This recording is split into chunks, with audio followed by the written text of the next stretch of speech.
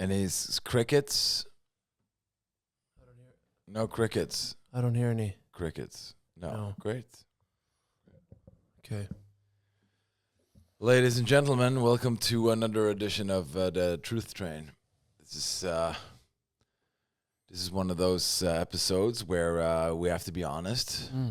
One of us have had a uphill battle, and the person in question is me. And let's not pretend. It's time to come clean. It's the time to come clean. Yeah, I had a couple of drinkies, and my head hurts. I mean, that's just the way it is. Yeah. And we're here to tell the truth, nothing but the truth. That's so it. help us God, or whoever you worship. wherever the person is. Whoever you worship, he's on our side. Yeah. But finding the truth is difficult alone. You need a companion. You need a person to be with you. And luckily for me, I'm sitting next to the beacon of truth. Some call him the beacon of hope. Actually, I never heard that, but let's just pretend for a moment. He saved many lives. And a lot of people would be dead today if it wasn't for Dex Carrington. That's true. And I also urge everyone in the audience to ask themselves, who's your truth buddy? Exactly. Right? Like if you go, I have a diving license, okay? Yep. And before you go into the ocean, you do a buddy check. Like you turn around and he checks the tank, he checks the thing, he like all the straps you're strapped in, and he just like does a second opinion on you, just to check everything, and then you do the same on your buddy, and then you dive into the water. As we do, we check each other, and then we dive into the truth Waters. That's right. It's the same with the military, I think. Like, if you're just out there trying to kill other enemy soldiers and protect yourself, you don't do as good a job as if you have a buddy to protect. I mean, the only way to survive in the military is to have your buddies back. That's right. Yeah. And it's the same in the truth wars, Yes. which everyone, by the way, is involved in, a victim of, and fighting in, but we seem to be the only ones who are aware of them. Yeah. And That's why people tune in, that to is find out the war that they're in. yes.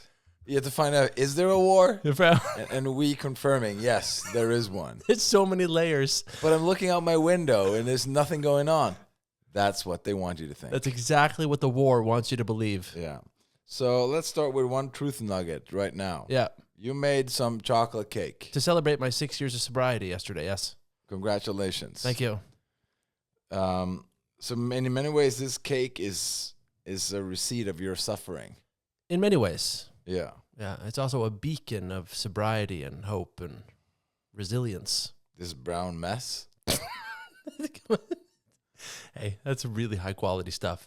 That's not like some bag from the supermarket mixed with water and an egg, okay? Oh. That's like me Googling for hours trying to find out how do you get the maximum allowable human dosage of moisture into a cake where like the dryness should be hiding away like Anne Frank in the attics of that cake, okay? But didn't they find her at the end? I'm just saying, well, just like the dryness was found in that cake, it's always inevitable when the juice Nazis.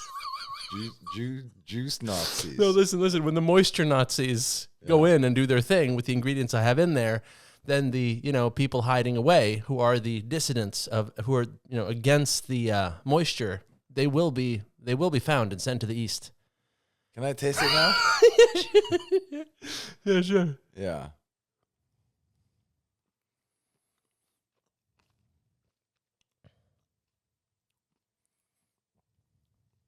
It's good. Isn't it? Yeah. What is in it? What's in it? Well, first of all, you take the eggs and the sugar. You whip the eggs mercilessly, okay? So they just get infused with so much air, hence leading to fluffiness down the road when the actual baking occurs. Ruthless amounts of baking soda and baking powder, right? Because the actual rising of the cake must be it must be not only unhinged but unfettered by crazy stuff.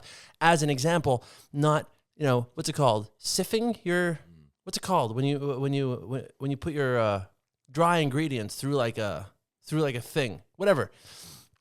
Everything's done very properly. And then like the secret ingredient is you want to put some dairy elements in there, right?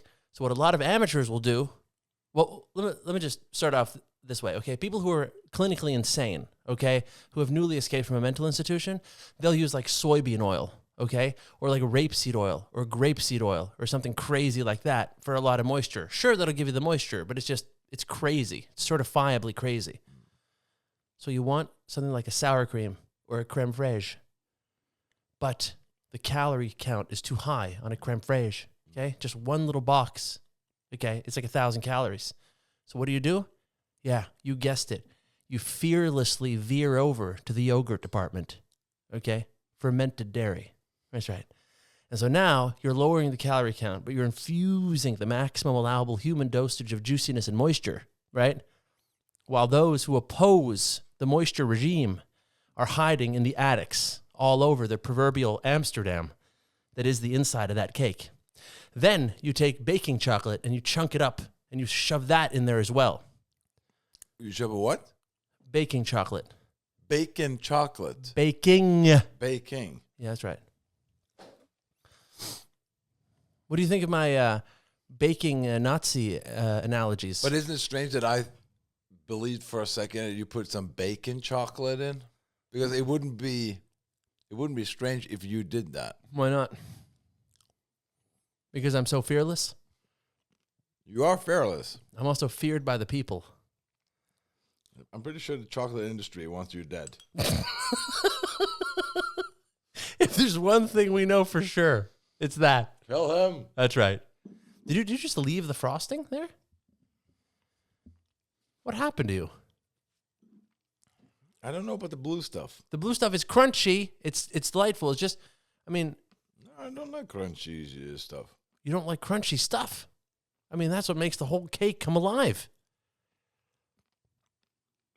Anyway, regardless of anything, I'm glad that the new format of the show is Rate My Cake. Rate My Cake. That's right. Because we did try the truth stuff, and nobody was listening. Well, I mean, let's be honest, it's right? It's a cake show now. I mean, I think the best thing we ever pitched was a show called Rate My Sanity. Yes. Why don't you explain briefly what that was about? Rate My Sanity. You know, all these game shows on TV, they have like this, let's play, spin that wheel. That's and right. The audience. Wheel of Fortune. Yeah, exactly. And so we thought about like a game show called Rate. Okay, but who are the contestants of today? Yeah. Timmy, what do you do, Timmy? Oh, I drive a truck. Okay. Are you married? No, I'm not married. Okay, well, let's start this off, and then let's play Rate My Sanity. Right. And the whole audience is with it, right? Yeah, and it's like a guy who's just talking, and then the audience makes up their mind if he's sane or not. That's right. But there's a say-no-meter, right? In every say-no-meter. In every chair. So how sane do you think you are, Timmy? And it's like, I think I'm a 8 on sanity scale. Okay, well, let's all ask the audience. And then, of course, you have like the judges who are like homeless people peeing on each other. And then, like, the score, like, oh, it's a 3. Oh, obviously, you're insane. Throw him in the pool of death. Yes. Right? And there's a shark pool and a bear cage and stuff like that.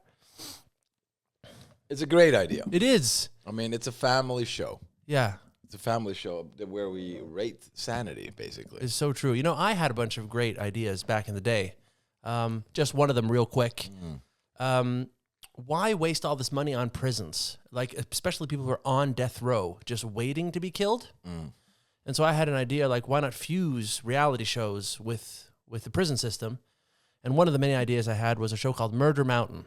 And what you do is you take 20 convicted convicts who are all on death row, and you put them on a mountain, okay, sporadically place them about on a mountain, and then you put cameras on all of them, and they just have to kill each other. You have to kill the other 19. That's it. And whoever remains gets $60 million, an island in the Bahamas, and freedom, right? Murder Mountain.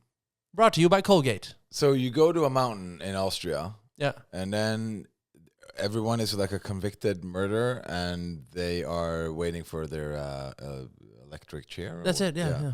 And then they go to this mountain, and then they just like drop them off with a machete. Yeah. And then they just and like grenades and like guns and right, but in a confined area. Yeah. It's all supervised. Yes, yeah. There's cameras.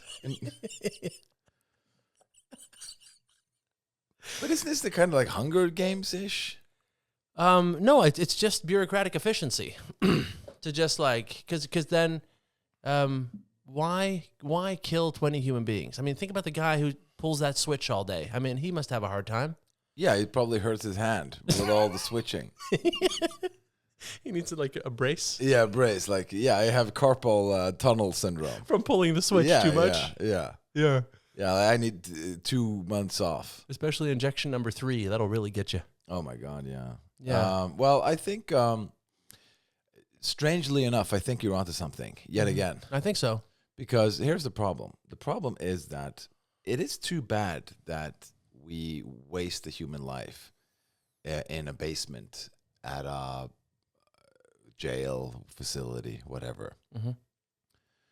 And then in that prison, they just like bring family and stuff, and then you watch them have the injection. Yeah. And they're like, yes, that is the murder of our child or my son or whatever. Mm-hmm. And then they do the unaliving, and then it's over. And then everybody goes to like, Jack in the Box or McDonald's to celebrate. I think there's a way to make some money. They go to Jack in the Box to celebrate. Classic. I mean, these are fine people. They are. Yeah. And so I think there's money to be made here. That's the problem with a lot of people who work in government in general, right?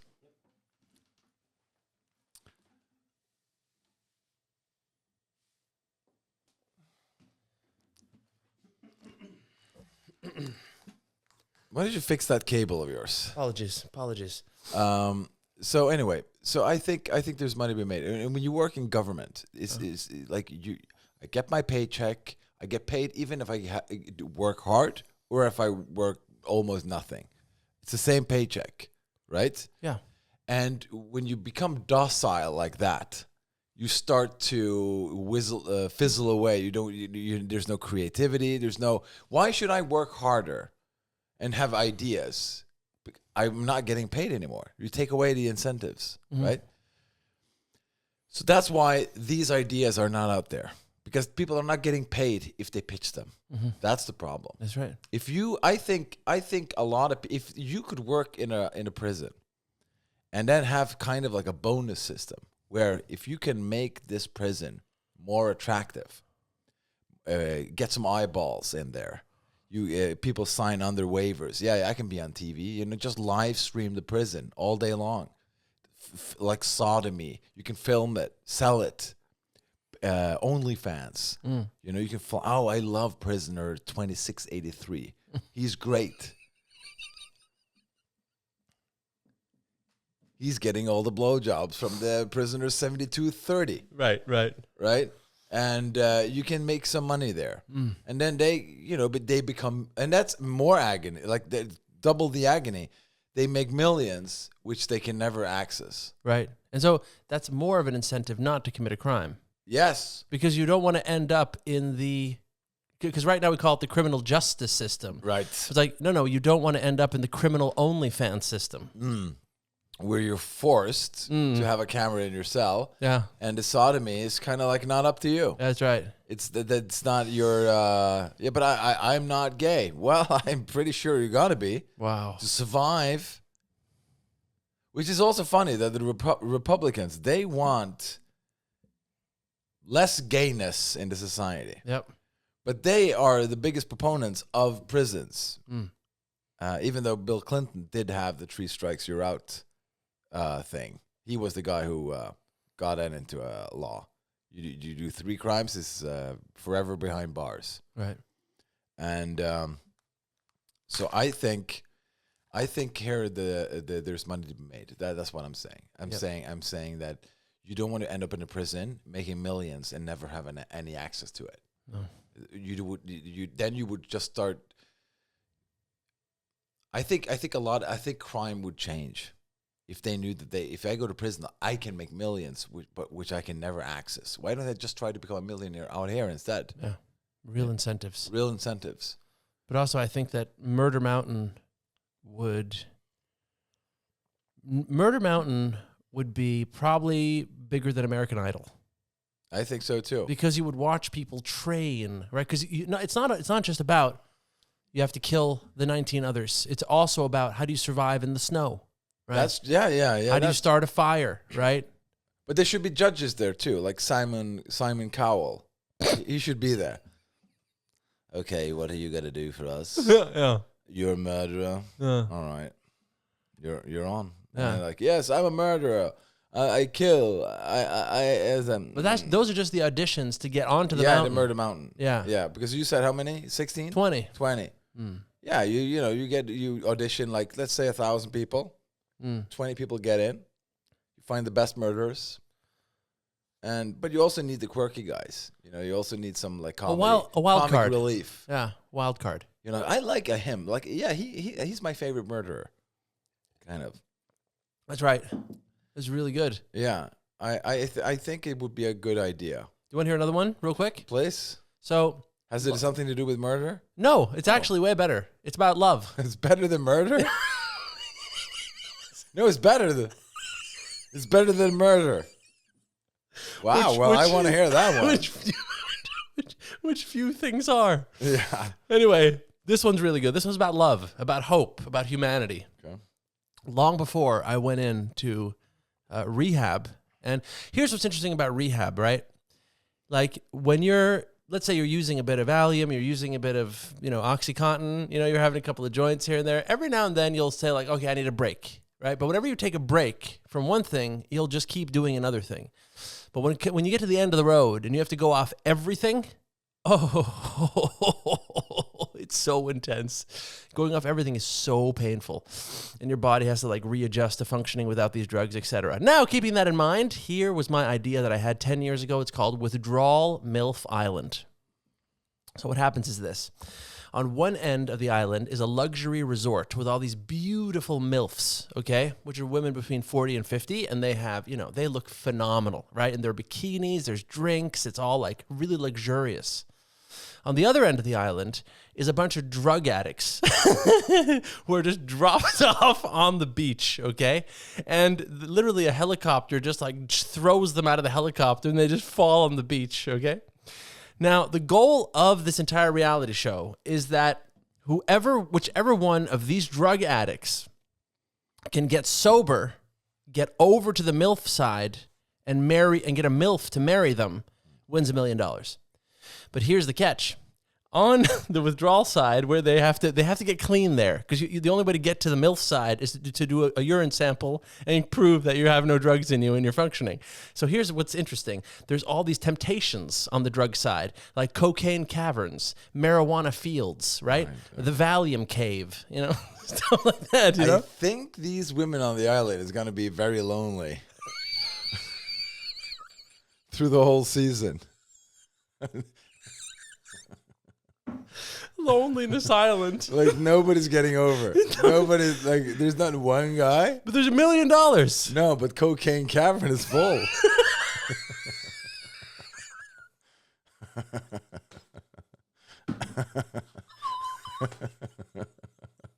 Yeah, but it's like 3 months now. Yes. They're all in Cocaine Cavern every day. The boat is fueled up and everything. We're just waiting for the urine sample. Nobody's coming in. What do you mean they're dangling from the roof? Oh, fuck. Oh, man. But anyway, the show...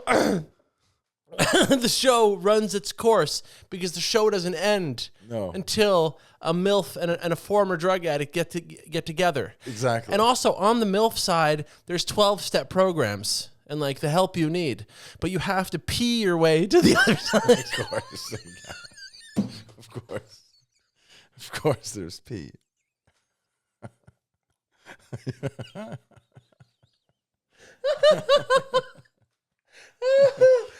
Oh, Oh man, I mean, that's a good show. that's a great show. The longest running show in history. Yeah. It's like, how many seasons have we? Yeah, we've been 35 seasons. Is there anyone married? No. Some of the MILFs are dead. Why? Age. They died of aging. Oh, fuck, dude.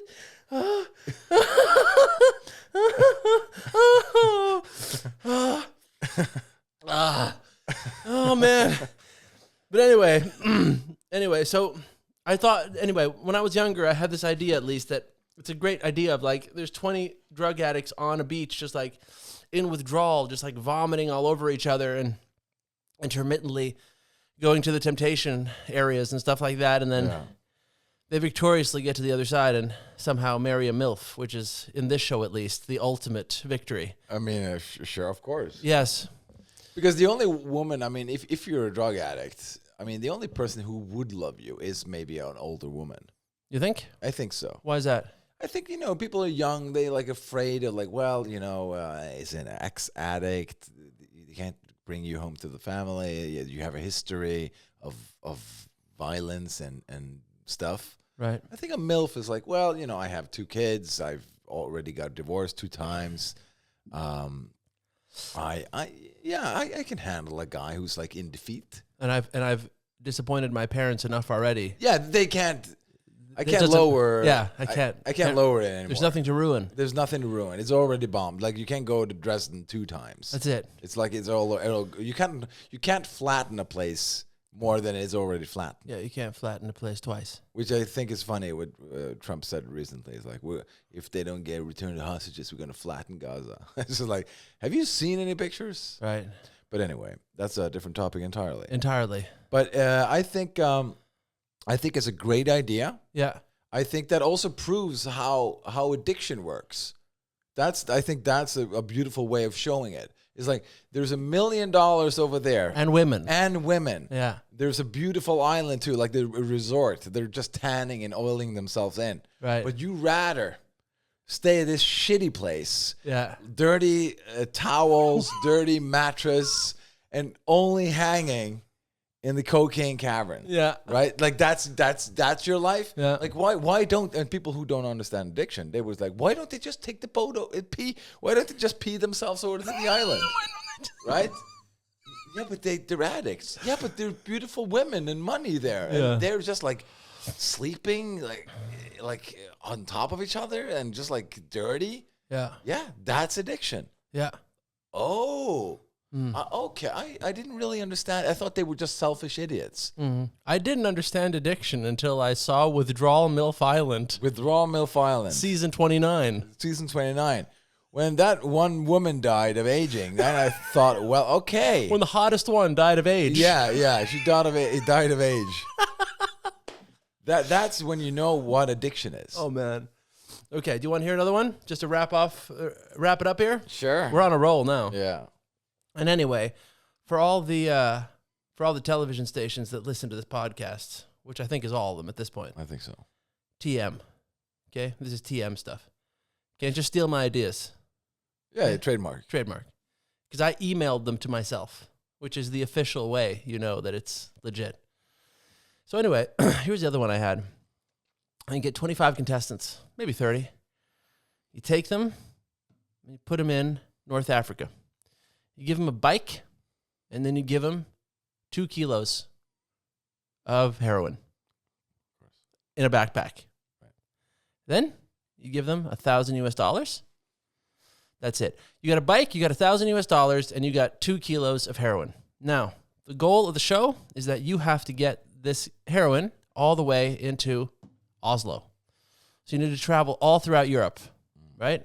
But what happens is, von der Leyen, that EU president? Yeah. Okay, so she comes down, Macron comes down, like all the prime ministers of all the European countries that they will be going through with their bike are all at the inauguration ceremony of like all these people are pardoned. I mean, obviously it's a television show. Yeah. I mean, this is not a real crime. No one's going to prison here. Exactly. So anyway, don't worry about the law. It's all about, can you get this valuable cargo, right, to this other country, going through all this other country with just $1,000 in a bike, right? Just, getting there, like using your people skills, charming people, right? Are you able to seduce women maybe and borrow their boat, like whatever the hell it is, right? But don't worry about the law. What you do need to worry about is people who perhaps enjoy heroin, stealing your heroin, or perhaps people who see the value of heroin, stealing your heroin, but legally it's not a problem. So they all leave. Anyway, then the race starts. Everyone takes off on their bike. And they go and they start their journey from Morocco, right? And they get on the ferry or whatever the hell it is to get to the mainland Europe thing. And this, when they land on mainland Europe, that's when they get the message. Guess what? No one's pardoned, okay? Those leaders weren't real. And if you get caught for this, you're totally fucked. And if you go to the police, we've already called the police and put out a warrant for your arrest. So now it's whoever can get to Oslo and touch the king on the shoulder first to avoid going to prison in Morocco. So now the whole show changes quickly.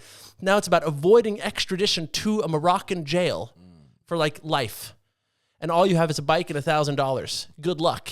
So it's like The Amazing Race, but like better. The heroin edition. Heroin edition. I think it's interesting that you got a von der Leyen imitator. Like who makes like an impersonator? Like, hey, that's the Macron, right? Yeah. Emmanuel Macron. It's like, is it though? It's an impersonator. So you find all these European leader imitators. Yeah. I think that's the most difficult part of this show, actually. I mean, isn't it? How weird is that photo? Like I am standing with the leaders of Europe. No, you didn't. Yeah, but look, the whole point is this. Suddenly, they're screwed. You know what I mean? So now they're biking for their lives, right? And but aren't the cameras very revealing? I mean, isn't there like a camera team on these 20, 30 people? Yeah, the camera team, they know from the beginning. Yeah, all these people are getting screwed. It's very obvious. Like there's a warrant for their arrest. Yeah. Right? And then there's where do we find them? Well, there's a guy with a camera crew running for his life. No. You don't understand the intricacies here. Okay. There's a whole bunch of Interpol agents who are also impersonators.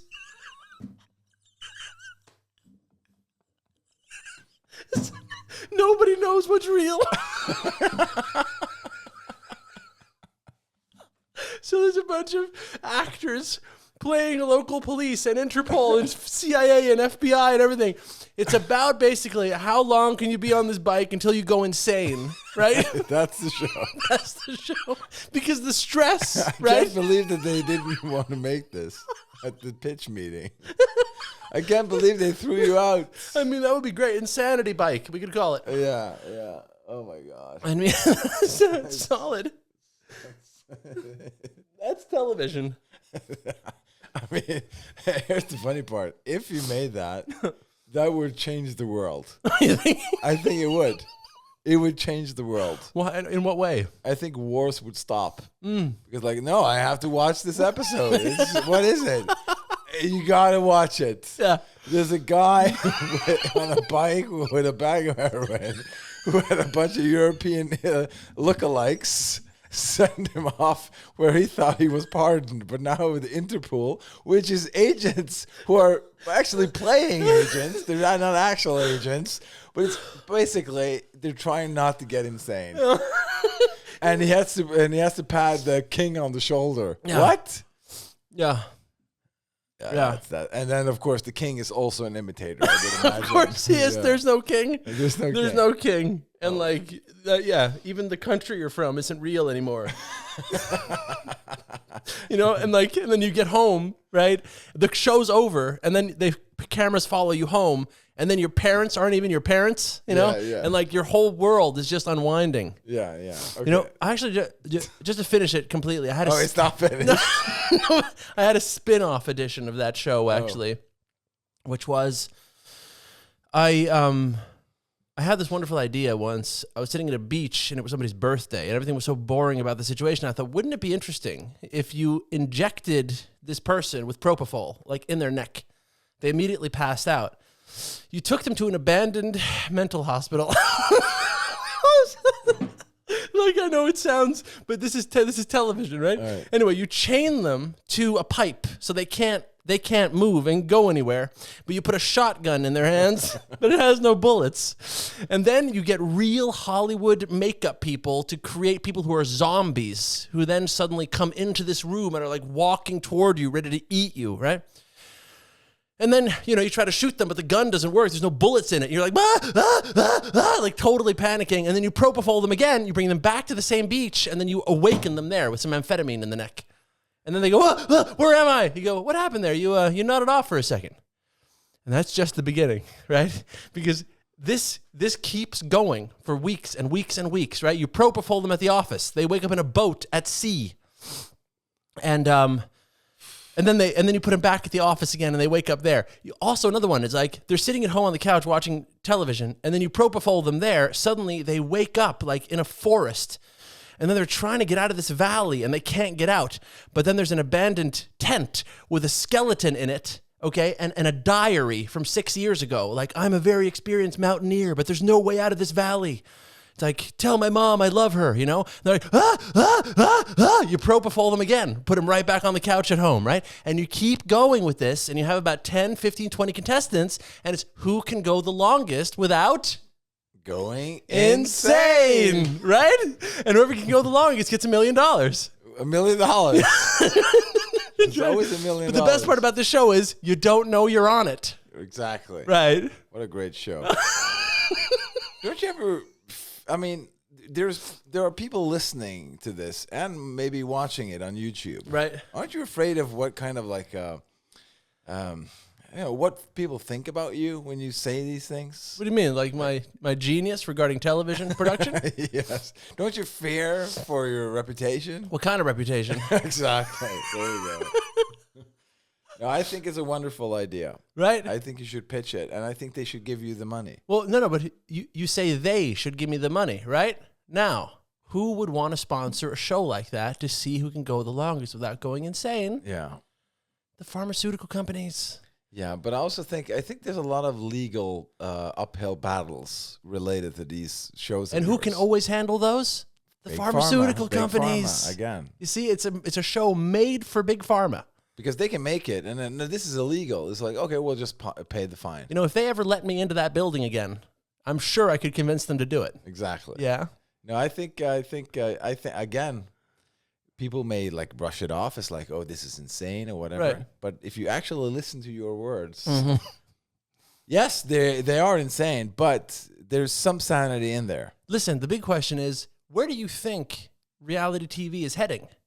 Do you think it's de-escalating? Is that what you think? Yeah, but isn't everything the same now with the shows? Like I haven't seen. I don't really watch much TV when it comes to that. But now it seems to me that there's like a lot of like, okay, we put beautiful people in a house and then we film them. Right. Like that's the concept now. The only reason it's stagnated there is because I'm not involved.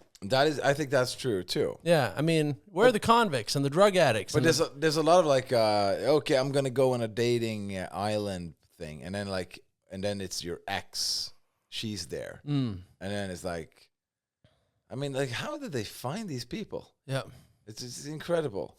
So it's like, isn't there a show called X on the Beach? I think so. X on the Beach, and it's just like, I'm on a reality show, and it's just, these are the women here. It's like, oh, that's her, and then you don't want anyone to sleep with your ex, I would imagine, and then it's a show.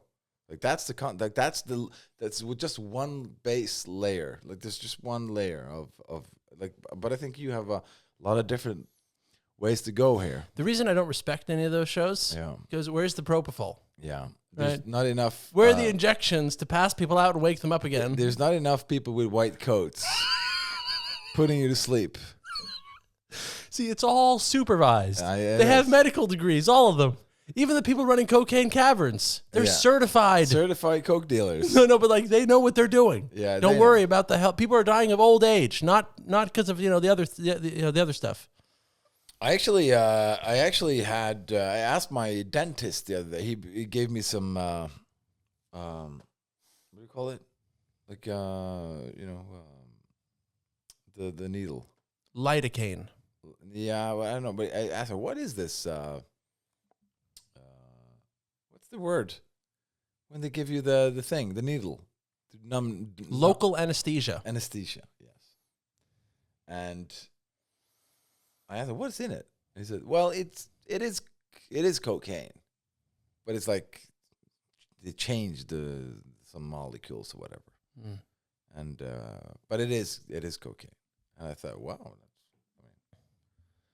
But I mean, wouldn't that show up on stuff? Like if I go, if I have to pee myself over to the island or whatever, You couldn't pee yourself over to the right side of the island. Yeah, exactly. I could never be. But but it doesn't give you the But anyway, that was just a side note there that they're actually giving people cocaine, which means that if you then go to a dentist and they check your teeth and they have to fix a hole or whatever, a cavity.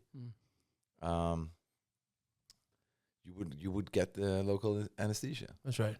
And I wonder how that would work. Right. I just got a bunch of it. You did? Last year, yeah. And how was that? No problem? Yeah. It was my first time I ever had a cavity really dealt with. Really? But I met a guy who was 85 years old, and he was a retired dentist. And he said that when he took over his grandfather's, I was about to say cocaine shop, but he took over his grandfather's dentist office. Same thing. Same thing. And he found a huge glass bottle with 1 kilo of cocaine in it. Really? Yeah, and he just threw it out because they weren't certified to use that anymore. Wow. Yeah. I mean, imagine what he could have done. Imagine what kind of reality show you could have made out of that situation. And that's a show. Yeah. The dentist cocaine. Yeah. And it's like cocaine dentist. Cocaine. Yeah. Mm-hmm. I think that would be a great show. Here's a jar of but that's probably like the purest stuff in the world. I think so. Yeah. The biggest producer of cocaine in the 1920s was Germany. I would imagine it was. Yeah, and that's why Hitler had to clean up society because there was too much cocaine floating around. Yeah. Pretty sure that's how that story goes. I'm pretty sure that's an accurate depiction of history. Yeah, 1933, that cocaine production ended. Okay, so psychiatry, that is important. Psychiatry is important. You should be mandated. Yeah. I think so. I think your ideas and all the elevator pitches that you did here right now, I think it's a call for... It's a call to action. It's a call to action. I think you wrote me something today that's something about psychiatry. Yeah. What was that again? I just think we should use more psychiatry. Yes. Yeah. We should use it more. Yeah, use it more. Can you please elaborate? Well, here's the thing. Like a lot of people think that like psychiatry is in a position to help people who are struggling, right, in some sort of magical way, but they aren't. All they have for you is a theory of a chemical imbalance. So they'll say like, "Oh, you're chemically imbalanced in the brain, and we're going to fix it with a pill." That's been disproven. That's never been proven. Well, I mean, Tom Cruise disproved this many years ago. He disproved it on a morning talk show in the 1990s. Yeah. Screaming and yelling. And that guy was right. He was right the whole time. So at the end of the day, all they have are drugs. But unlike cocaine and heroin and, these drugs that actually work and make you feel great, these drugs are just terrible. They're just like the worst drugs on earth. So not only will they have like an antidepressant will have side effects like depression, suicide, anxiety, sleep problems, weight gain, and sexual dysfunction. Because, nothing solves depression like sexual dysfunction, being really fat, not being able to sleep, and being depressed and having anxiety. I mean, that's the way to go. That's how you solve it. Anyway, so once you realize that, oh God, this pill is causing all my problems, they lied to me about the chemical imbalance, and all these diagnoses are made up. Now you have the arduous, insane task of going off these pills, which makes heroin withdrawal look like a fucking awesome day at the beach, right? Like a Coca-Cola commercial. Heroin withdrawal. You know what I mean? Yeah. So anyway, what happens then is you go through the most difficult thing you've ever gone through in your entire life. Kierkegaard, He spoke about this moment he was going to get, no, it wasn't Kierkegaard, it was Dostoevsky. That's what it was. He was going to get executed at one point. And he said that he was such an idealist. But when the commissars held that gun to his head, and then they, last minute, didn't shoot him, and it was the Tsar's way of like a power play, then all his illusions were destroyed. So anyway, when you have to go off these drugs and all your illusions are destroyed, the doctors don't know anything, the psychiatrists are idiots, and like psychologists don't know anything. Society's not what you thought it was. We're living in a dystopian fucking hellhole. And people are so fucking retarded, and the way that insecurity manifests itself as like arrogance and like I know everything and like I'm gonna fix everyone and like all this fucking just insane virtue signaling bullshit, and like everyone is so fucking retarded. It's unbelievable. Then you have an awakening of sorts, which makes you not post on social media anymore. And that's what I wish for everyone. Right. Yeah. Wow. Yeah. So if some sort of pain and suffering... We're back to that. we're back to pain and suffering is good. Let me guess, it's good. Let me just like a shot in the blind here. It's good with suffering. Like that's a good thing now, because that builds immunity or whatever. I'm just saying. Look, yeah, you should never mind pain and suffering. That's too much of a generic term. Oh, but going off those meds for me was like a bad acid trip times 100,000 that lasted for half a decade.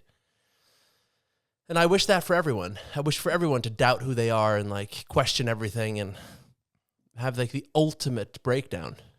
I think Scientology is the way to go. Yeah, to be honest. Maybe. Tom Cruise, he said this to Matt Lauer's face on CBS Morning or whatever, promoting War of the Worlds, where aliens come and just attack us and then run out of fuel basically at the end of it. Yeah. And then like, well, they couldn't stand the DNA. I mean, they came from outer space. They came to the planet, tried to take over everything and eat the humans, and then they died because of bacteria. That was basically that's the concept of War of the Worlds. Right. Was written by who was it? Wells or Orson? Was it? I don't know. Some guy, Wells. But Orson Welles had a radio show called War of the Worlds. Yeah, maybe it was Orson Welles, but that's beside the point. The point is. He was discussing Brooke Shields' mental situation. She was on, which I think you should discuss. I think people discuss it too little, to be honest. I don't think people talk enough about other people's mental situation. That is true. And Tom Cruise was a big proponent of the anti-psychotic treatment. Yeah. Right. He said like you can't fix. He said these words you just said.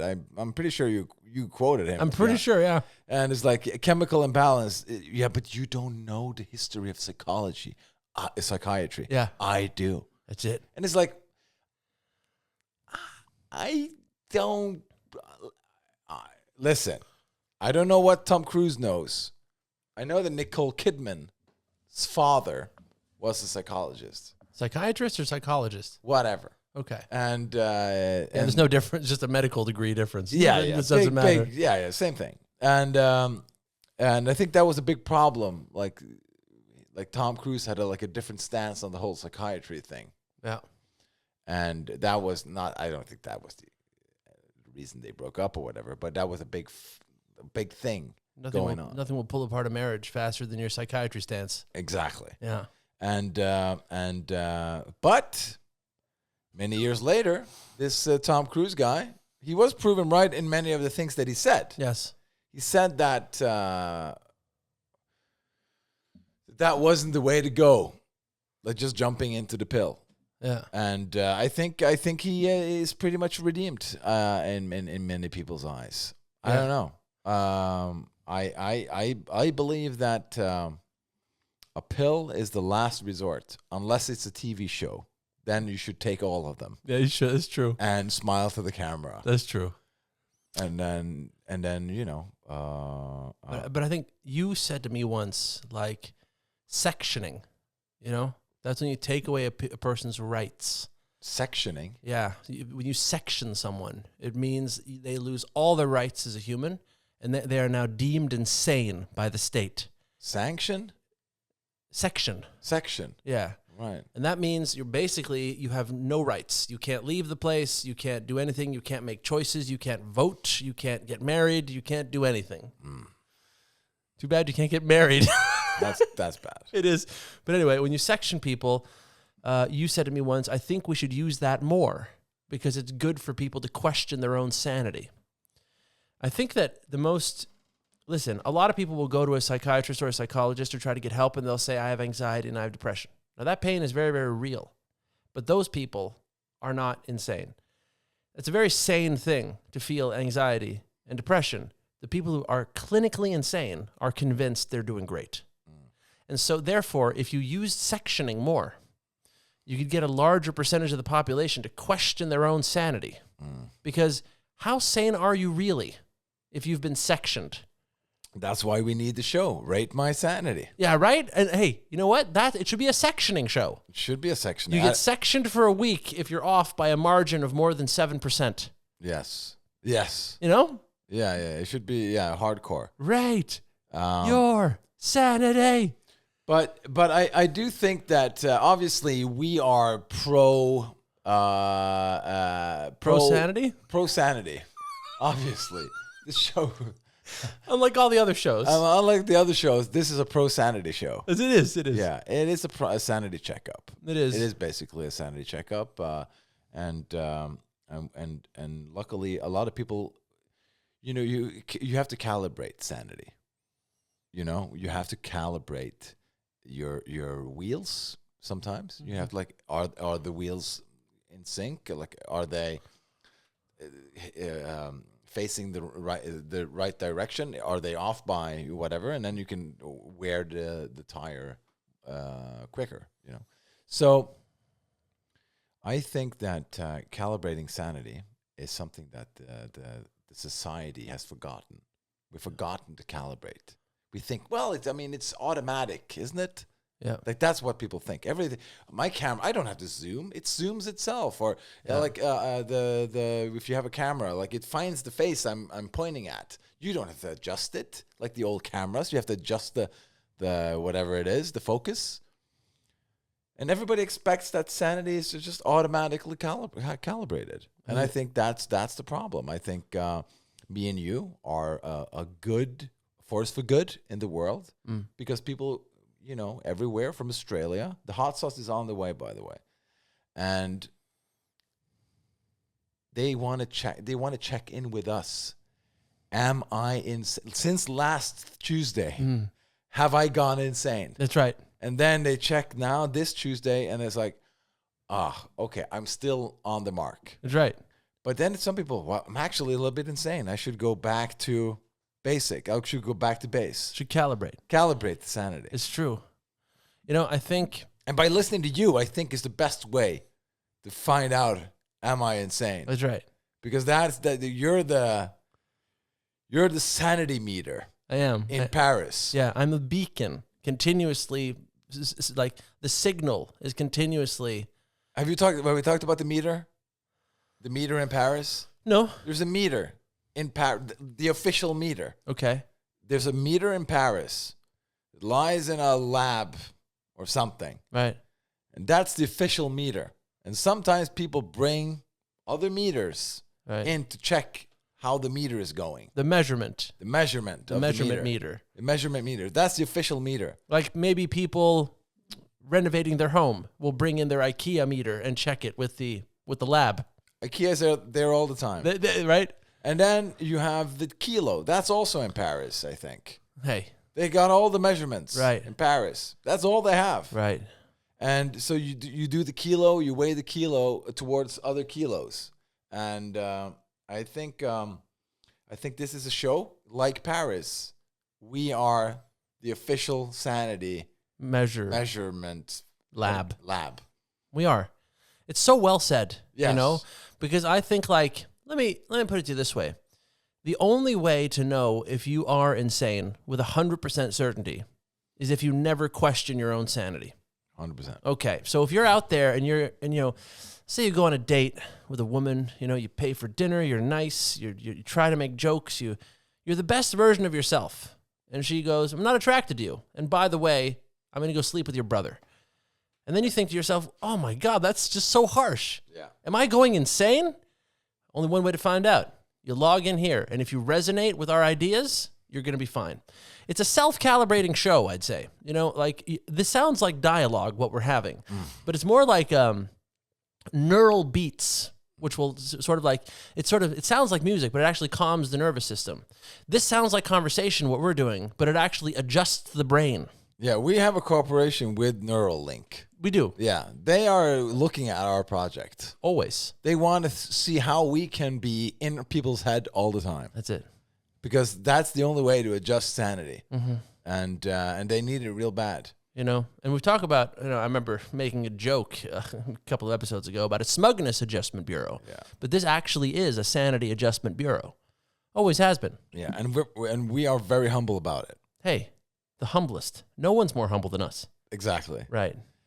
So what's the summer's coming up. I just wanted to ask you how to prepare for like here's the problem with summer. You have to take off clothes. You're insecure about your body. Yeah.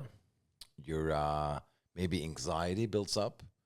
You need to buy some new clothes probably because like you gained weight, lost weight, whatever it is. A lot of eyeballs in the park. You put on your bathing suit. How do I look?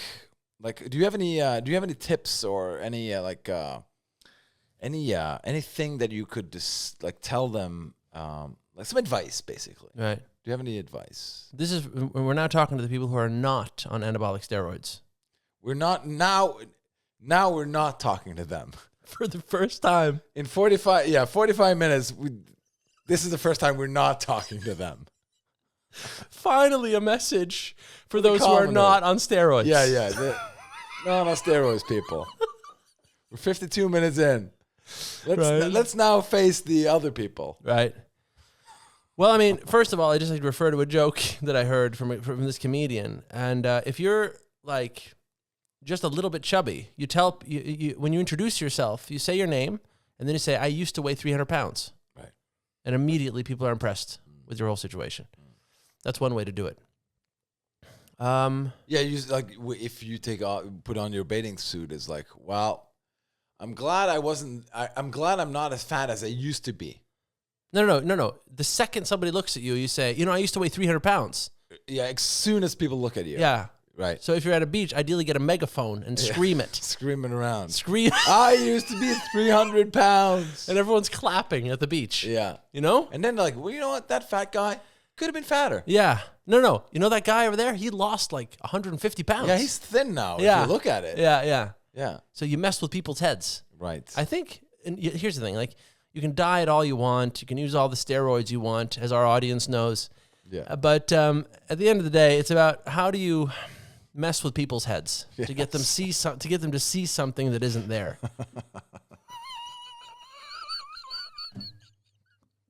That's your summer advice?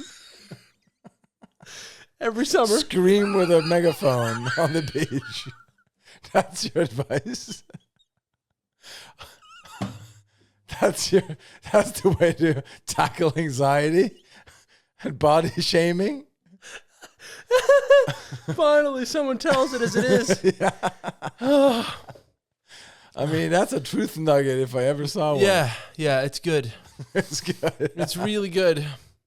It's really what good. a great tip. Yeah, and then another one you can also say is just find any kind of derivation of like, I was locked up in solitary confinement as a political enemy of the state, and I lost so much weight, and now I finally put it back on again. And again, they'll applaud, like, "Oh my God, I'm so glad you have like some."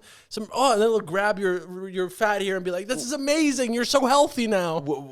Are you on the beach still? Yeah, it's all on the beach. It's all on the beach. All this happens on the beach. Right. Another one is this. You can tell them like my father actually went to university with a guy who inherited an ice cream empire. Now, it's not like you can bring your stock certificates to the beach proving your ownership of an ice cream empire. I think the best way to prove it is to be kind of fat and be eating an ice cream. I think that's a good way to do it. Because you got to look like, I don't care what anyone thinks of me. I got enough ice cream back here to fucking buy the Sudan. Yeah. You know? Yeah, the country Sudan. Yeah. Yeah. You buy Sudan with all that ice cream money. Yes. Yeah. What are your tips? No, I think many of the things I was thinking about, you already said. Of course. So I think people are taking notes. I think so. I hope so. And telling their friends. I really hope so. Yeah. We should just end on saying that our sponsor is Lloyd and Mellon. It's a hot sauce for the family man. It's a family hot sauce. Yep. But not a family that is still together. This is the hot sauce for the guy who comes from a broken family and has ruined his own life because he didn't eat enough hot sauce. Soothe your pain. With the hot sauce. It's fermented hot sauce. Let me tell you just a short story. A guy I know, he had a family. But his wife was never like really, she did marry him, but she was insecure about the whole thing. And she just went along with it. Then they got one kid and then they got two kids. And then after a while, she's like, you're so boring. Like it's like everything tastes bad around you. And it's just like, I don't love you anymore. So she left him. She took half his money. I think more than that, actually. She kept the house for the kids and everything. And he lived in his van for many years. And he always ate the same thing. He ate bread with cheese. And like, there was never any, and if he ate any food, it was never any pepper, any salt. And it was just like so boring. And then once, like right before he wanted to I don't want to say strong words here, but he was about to jump. Right. He had a hot sauce experience, and he then saw, wow, who I could have been if I had this earlier. Right?